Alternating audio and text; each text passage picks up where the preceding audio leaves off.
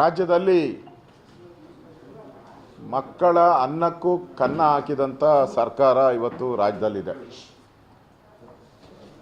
ಒಂದು ರಾಜ್ಯ ಸರ್ಕಾರದ ಜವಾಬ್ದಾರಿ, ಯಾರು ಅನಾಥ ಮಕ್ಕಳಿದ್ದಾರೆ, ತಂದೆ ತಾಯಿಯನ್ನು ಕಳ್ಕೊಂಡಿದ್ದಾರೆ, ಕೋವಿಡ್ ಸಂದರ್ಭದಲ್ಲಿ ಇಡೀ ಕುಟುಂಬವನ್ನು ಕಳ್ಕೊಂಡಿದ್ದಾರೆ, ಮತ್ತು ಕೆಲವರು ಕಾರಣಾಂತರದಿಂದ ಜೈಲು, ತಂದೆ ತಾಯಿ ಇಬ್ಬರೂ ಕೂಡ ಜೈಲಲ್ಲಿ ಇದ್ದಾರೆ. ಆ ಥರದ 18 ವರ್ಷದ ಒಳಗಡೆ ಇರುವಂಥ ಮಕ್ಕಳು, ಕೆಲವು ಮಕ್ಕಳನ್ನೆಲ್ಲ ಬೀದಿಯಲ್ಲಿ ಬಿಟ್ಟೋಗಿರ್ತಾರೆ. ಈ ಥರದ ಮಕ್ಕಳನ್ನು ಸಲುವು ಮಾಡೋದಕ್ಕೋಸ್ಕರನೇ, ಮತ್ತು ಅದಕ್ಕೆ ಕೇಂದ್ರ ಮತ್ತು ರಾಜ್ಯ ಸರ್ಕಾರ, ಕೇಂದ್ರ ಸರ್ಕಾರನೂ ಅನುದಾನವನ್ನು ಕೊಡ್ತೈತೆ, ರಾಜ್ಯ ಸರ್ಕಾರದ ಜವಾಬ್ದಾರಿ ಇದೆ. ಆ ರೀತಿಯಾದಂಥ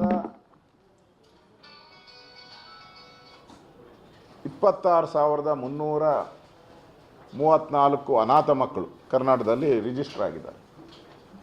ಇವರಿಗೆ ಪ್ರತಿ ತಿಂಗಳೂ ಕೂಡ ಅವರ ಪಾಲನೆ ಪೋಷಣೆ ಮಾಡೋಕ್ಕೆ ಸರ್ಕಾರದ ವತಿಯಿಂದ 4,000 ರೂಪಾಯಿ ಅನುದಾನ ಕೊಡಬೇಕು. ಪ್ರತಿ ತಿಂಗಳು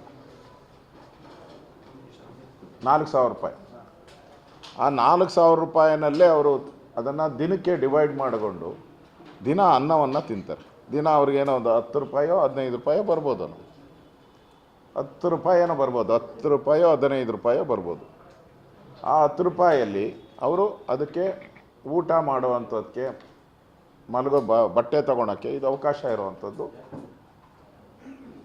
ಇದನ್ನು ರಾಜ್ಯ ಸರ್ಕಾರ ಇವ್ರಿಗೆ ಮೋಜು ಮಸ್ತಿ ಮಾಡೋಕ್ಕೆ ಫಾರಿನ್ ಟೂರು, ಫ್ಲೈಟು, ಅದು ಆ ಬೆಳೆಗಳನ್ನು ನೋಡೋಕ್ಕೆ. ಆಸ್ಟ್ರೇಲಿಯಾದಲ್ಲ, ಅದು ಯಾವ ಬೆಳೆ ಬೆಳೀತಾರೋ ಗೊತ್ತಿಲ್ಲ, ಅಲ್ಲಿ ಯಾವಾಗೂ ಐಸ್ ತುಂಬ್ಕೊಂಡಿರ್ತದೆ. ನ್ಯೂಜಿಲೆಂಡಲ್ಲಿ ಅನ್ನ ಜಾಸ್ತಿಯಾಗಿ ಫಾರಿನ್ ಟೂರ್ ಮಾಡ್ತಾವ್ರೆ ಅವರೆಲ್ಲ. ಇಲ್ಲ, ಅನ್ನ ಇಲ್ಲದೆ ಬಡ ಮಕ್ಕಳು 23,334 ಬಡ ಮಕ್ಕಳಿಗೆ ಕಳೆದ 7 ತಿಂಗಳಿಂದ ಸುಮಾರು 75 ಕೋಟಿ ರೂಪಾಯಿ ಹಣ, 75 ಕೋಟಿ ರೂಪಾಯಿ ಹಣವನ್ನು 7 ತಿಂಗಳಿಂದ ಕೊಟ್ಟಿಲ್ಲ. ಪ್ರತಿದಿನ ಅವರು 10-15 ರೂಪಾಯಿದಲ್ಲಿ ಊಟ ಮಾಡಬೇಕು. 7 ತಿಂಗಳಿಂದ ಹಣ ಕೊಟ್ಟಿಲ್ಲ ಅವರು. ನಾಚಿಕೆ ಆಗಬೇಕಲ್ಲ ಸರ್ಕಾರಕ್ಕೆ. ನಾವು ಬಡವರ ಪರ ಅಂತಾರಲ್ಲ, ಈ ಅನಾಥ ಮಕ್ಕಳಿಗೆ ಇಟ್ಟಂಥ ಹಣ ಎಲ್ಲೋಯ್ತು? ಯಾರ ಜೋಬಿಗೆ ಹೋಯ್ತು? ಯಾಕೆ ಹಣ ಬಿಡುಗಡೆ ಮಾಡಿಲ್ಲ?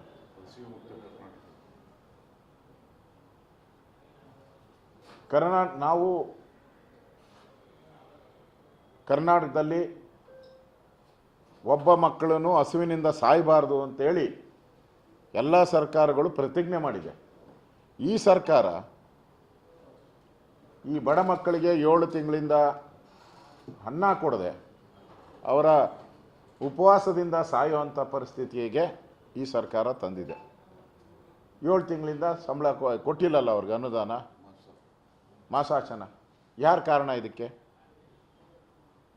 ಆ ಮಂತ್ರಿಗೆ ರಾಜೀನಾಮೆ ಕೊಡು ಅಂತ ಕೇಳ್ತೀರಾ ನೀವು? ಮುಖ್ಯಮಂತ್ರಿಗಳು ಯಾಕೆ ಕೊಟ್ಟಿಲ್ಲ? ಅಲ್ಲಿ ನೋಡಿದ್ರೆ ಗೃಹಲಕ್ಷ್ಮಿ ಹಣ 5,000 ಕೋಟಿ ರೂಪಾಯಿ ನಾಮ ಹಾಕ್ಬಿಟ್ಟಿದ್ದೀರ ಫೆಬ್ರವರಿ ಮಾರ್ಚ್ ತಿಂಗಳದ್ದು. ಅನ್ನಭಾಗ್ಯ ಅದು 750 ಕೋಟಿ ರೂಪಾಯಿ ಅನ್ನಭಾಗ್ಯದು 1 ತಿಂಗಳು ನಾಮ ಹಾಕ್ಬಿಟ್ಟಿದ್ದೀರ. ಅಂದರೆ ಸರ್ಕಾರ ಪಾಪರ್ ಆಗಿದೆ ಅನ್ನೋದಕ್ಕೆ ಇದಕ್ಕಿಂತ ಸ್ಪಷ್ಟ ಉದಾಹರಣೆ ಇಲ್ಲ.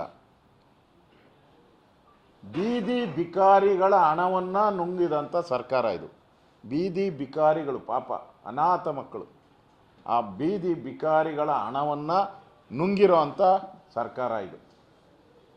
ಬಡ್ಜೆಟ್ ಮಾಡ್ತಾರಂತೆ, ಏನೋ ಜನಪರ ಬಡ್ಜೆಟ್ಟು. ಇಲ್ಲಿ ಕೊಡೋಕ್ಕೆ ಯೋಗ್ಯತೆ ಇಲ್ಲ ನಿಮಗೆ. ಬಡ್ಜೆಟ್ ಒಂದು ಕೇಳು ನಿಮಗೆ. ಕಳೆದ ಬಾರಿ ಬಡ್ಜೆಟಲ್ಲಿ ಯೋಚನೆ ಮಾಡಿರೋ ಯೋಜನೆಗಳನ್ನೇ ಜಾರಿಗೆ ತಂದಿಲ್ಲ. ಇವೆಲ್ಲ ಬಡ್ಜೆಟಲ್ಲಿ ಇರೋವಂಥ ಹಣ ಇದು. ಯಾಕೆ ಕೊಟ್ಟಿಲ್ಲ? ಇವೆಲ್ಲನೂ ಕೂಡ ಹಿಂದುಳಿದ ಜಿಲ್ಲೆಯಲ್ಲೇ ಅತಿ ಇರುವಂಥದ್ದು. ಬಳ್ಳಾರಿ ಇರ್ಬೋದು, ಚಿತ್ರದುರ್ಗ, ಧಾರವಾಡ, ಕೊಪ್ಪಳ, ಮೈಸೂರು, ಇಲ್ಲೇ ಜಾಸ್ತಿ ಮಕ್ಕಳಿರುವಂಥದ್ದು.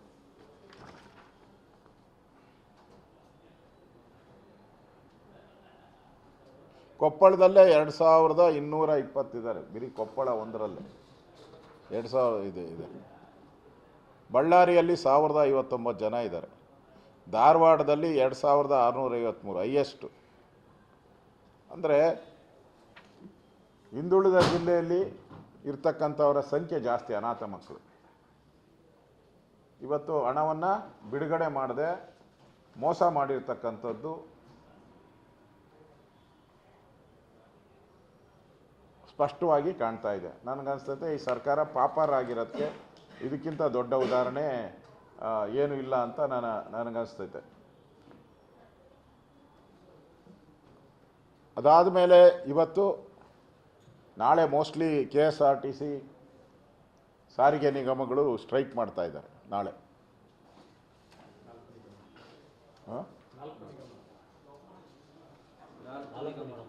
4 ನಿಗಮಗಳು ಸಾರಿಗೆ, ಒಟ್ಟು ಸಾರಿಗೆ ಇಲಾಖೆ ಅವ್ರಿಗೂ ಕಳೆದ ಅರಿಯರ್ಸ್ ಕೊಡಬೇಕು. 38 ತಿಂಗಳದು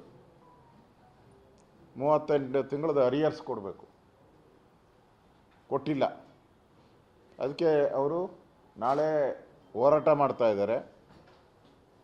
ಮತ್ತು ಬಂದು ಸಾರಿಗೆ ವ್ಯವಸ್ಥೆಯನ್ನು ಬಂದ್ ಮಾಡುವಂಥದ್ದಕ್ಕೂ ಕೂಡ ಕರೆ ಕೊಡ್ತಾ ಇದ್ದಾರೆ. ಅಂದರೆ ರಾಜ್ಯ ಸರ್ಕಾರ ದಿವಾಳಿಯಾಗಿದೆ ಅನ್ನೋದಕ್ಕೆ ಇನ್ನೊಂದು ಉದಾಹರಣೆ ಇದು. ಮಾತ್ರ ನಮ್ಮ ಸರ್ಕಾರ ಅಂತಾರೆ. ನಾನು 2009ರಿಂದ 2013ವರೆಗೂ ನಾನು ಸಾರಿಗೆ ಮಂತ್ರಿ ಆಗಿದ್ದೆ. ಬಿಡುಗಡೆ ಮಾಡಲಿ. ನಾ ಇದ್ದಾಗ ಲಾಸ್ ಆಗಿತ್ತು, ಪ್ರಾಫಿಟ್ ಇತ್ತು, ಬಿಡುಗಡೆ ಮಾಡಲಿ.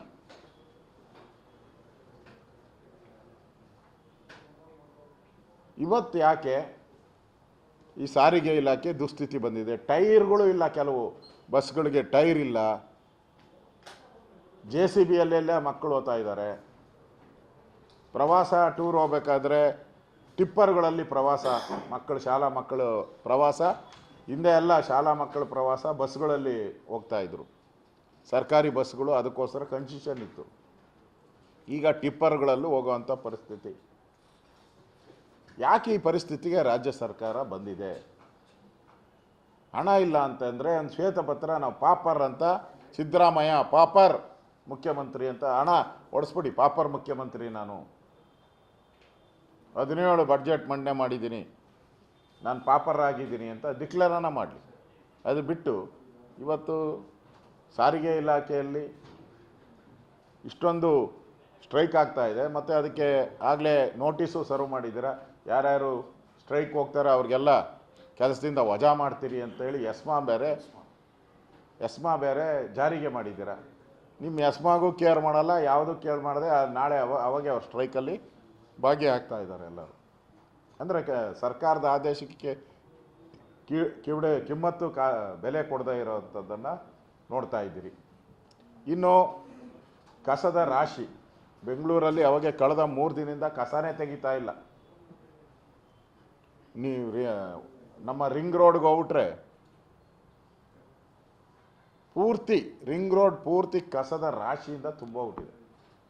ಲಾರಿಗಳಲ್ಲಿ ತುಂಬಿರೋದು ತಗೊಂಡೋಗಿ ಡಂಪ್ ಮಾಡಬೇಕಾಗಿತ್ತು. ಲಾರಿಗಳಲ್ಲಿ ತುಂಬಿರೋದು ಲಾರಿಗಳಲ್ಲೇ ಹಾಗೇ ಇದೆ. ಎಲ್ಲ ಲಾರಿಗಳು ಆಟೋದಲ್ಲಿ ಫುಲ್ ತುಂಬಿಟ್ಟಿದ್ದಾರೆ. ಸರ್ಕಾರನೇ ಹೇಳಿದೆ, ಏನೇನಿದೆಯೋ ಎಲ್ಲ ಲಾರಿಗಳು ತುಂಬ್ಕೊಂಬಿಡಿ.